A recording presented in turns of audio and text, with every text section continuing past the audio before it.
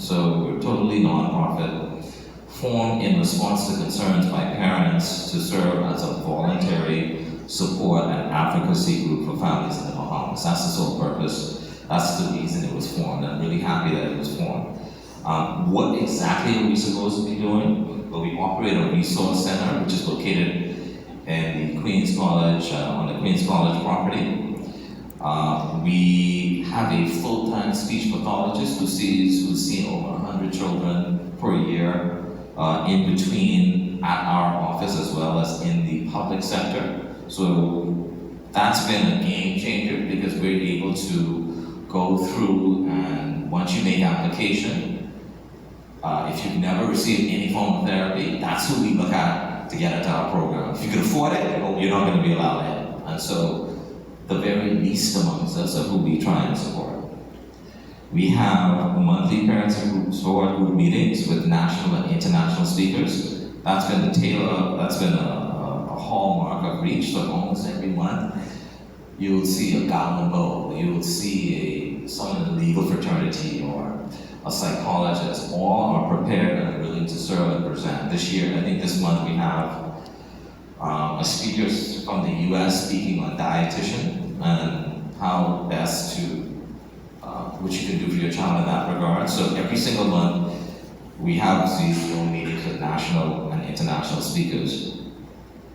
We also have an intensive therapeutic annual summer camp, and that's been something that a lot of our parents look forward to. Again, it's free, so what we've been doing in recent times is trying to get families from the family islands, because the family islands get absolutely no attention. Nassau gets all the attention, just like in politics usually, and other matters, they get all of that. We're getting calls in Eleuthera, Abaco. Parents are screaming, they don't have any money, they don't have no resources, and so we've been trying every year, we've been increasing the number of families coming from the family islands to our therapeutic camp. The therapeutic camp, you have a applied behavior analysis, you have a speech pathologist, and you have special ed teachers, so they all help in that area.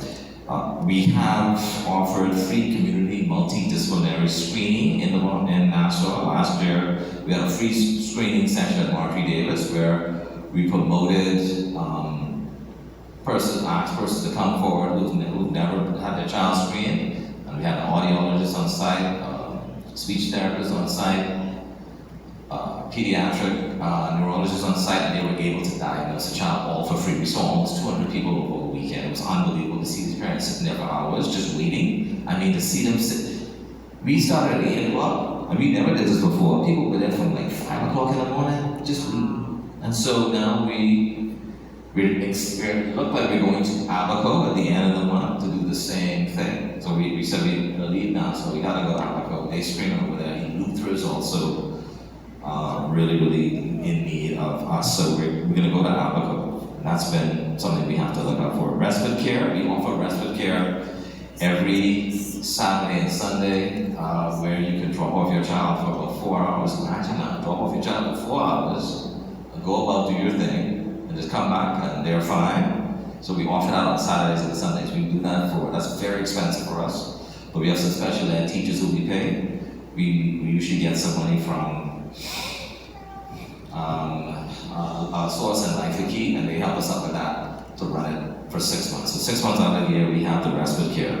We recently started something called an Autism Young Adults Club, where my son is able to go every other Saturday and hang out with his peers and do different activities. That's been huge. So we have about 25 children that participate in that. So the special ed teachers put on very important, they bring important subject matters to the children. 2 weeks ago, they concentrated on health and fitness. Before that, they did a car wash session.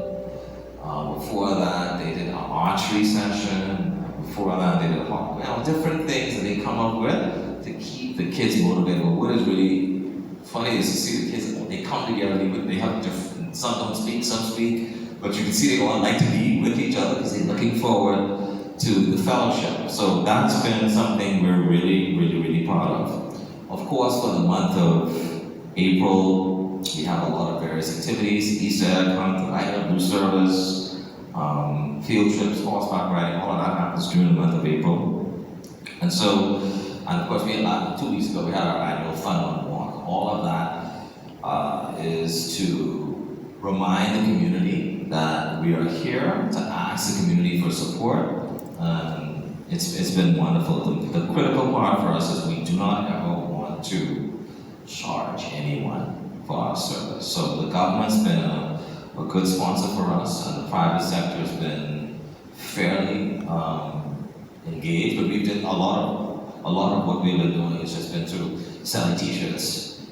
Fun on Walk does a lot, just different things like that. But we've been very, very fortunate in the resources that we've received. So that is a little bit about autism and what's going on in the Bahamas. I can go on and on. Our dream right now is to build a multi-purpose facility. We have the property. The government was able to give us some property, but we can't find exactly where it is, but it is out there. And I'm hoping during my lifetime we will put up this building and have it available for children to be able to, young adults to be able to go to and do some work and stay.